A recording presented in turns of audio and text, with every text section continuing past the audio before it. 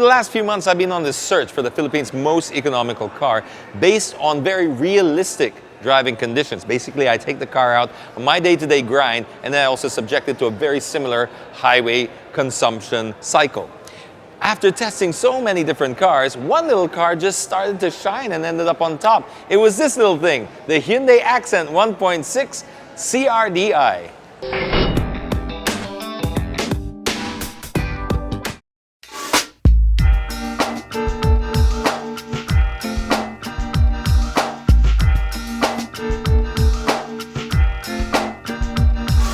Okay, we've got our hands on the little Hyundai Accent CRDI. Now, this is something very, very special for this segment.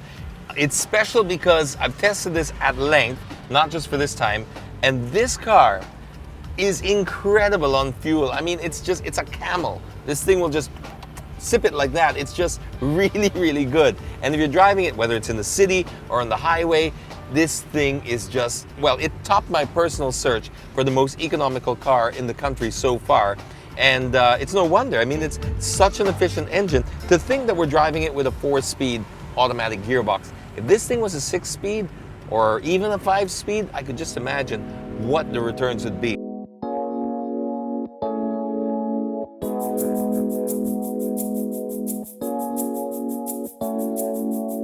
So first up, first impressions, not that it's a direct comparison, although they sit on the same platform, they're technically the same car, they're built by the same mother company.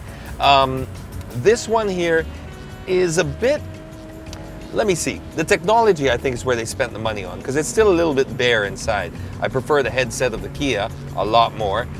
This one's just got your basic 1-DIN JVC, it's aftermarket looks like, and it's got the rotary knobs. There's nothing really jumping out at you here. The only thing it does have that's a little bit more than the Rio is it has volume control, and you can change, it's got like 1 or 2 more things on the steering wheel, and that's it. But what you're really paying for in a car like this is not any of this stuff like this. It's not even, although the plastics are still, well, I would say at par grade with the Rio, it's nothing special at all. It is quite hard. They do use hard plastics. The seats are also a little bit, the cloth is nothing special. In fact, the whole gray interior, it's no match for the Rio's combination where it has that cafe latte type of mixture up two-tone and all that. So it is a cheerier place inside the Rio, I have to admit. But what you're really paying for in this car, and really there's only one good reason that you should buy this car, it is this little engine.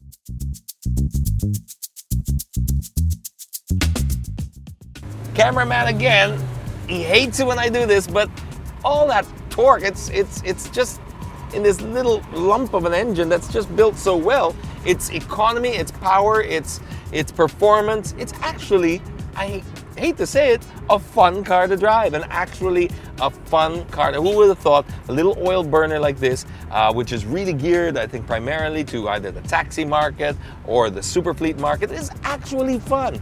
Believe me, get behind one of these things and you will find yourself squirting around, point and shoot through the city, because anytime you see a gap, it's just simple as woohoo, haha, I can't help it.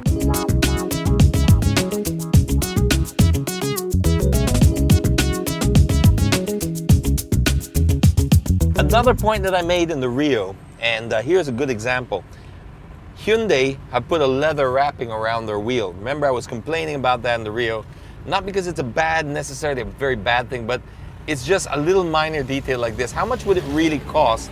And it translates a more premium feel because you're always touching it. Same thing here with the gearbox. Just put a little bit of a leather wrapping on that, and it's what you're touching all the time, and that's what's translating the feeling of quality.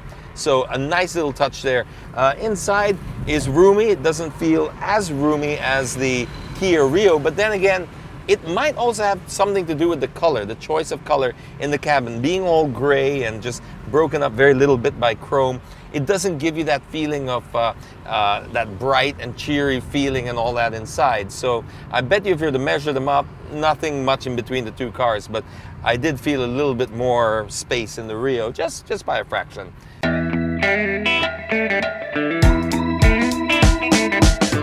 Comfort, I'd say they were ride for ride pretty much dead even.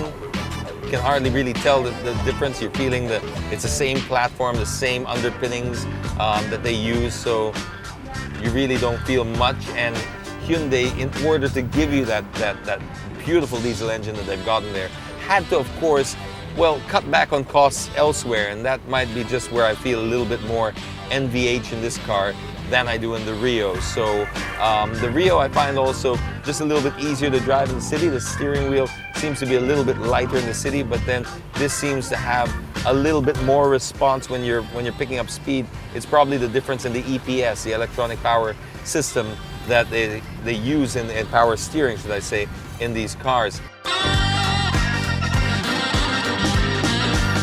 So it really is, just depends on what you're looking for. I would say this is perhaps the more functional, the more, if you're really, like I said, doing high mileage and stuff, but if you're driving for your personal use and you really wanted to save a bit of money, I think the Rio is just a little bit better priced. I think they've got the pricing a little bit more, it's more appropriate to the segment.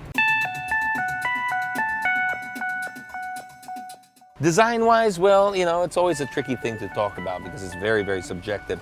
But I would say, personally, I kind of lean a little bit more to this accent. I like the headlamps, particularly like the hatch. I think it's a nice design, very functional. I do also prefer hatches sometimes to sedans, so that's a personal preference. Interior definitely goes to the Rio, 100%. Performance, well, definitely the accent is going to top out the Rio. I mean, the 1.4 gas versus a 1.6 liter CRDI, it is basically Manny Pacquiao versus another congressman in a boxing ring. It's not fair. But here's the deal.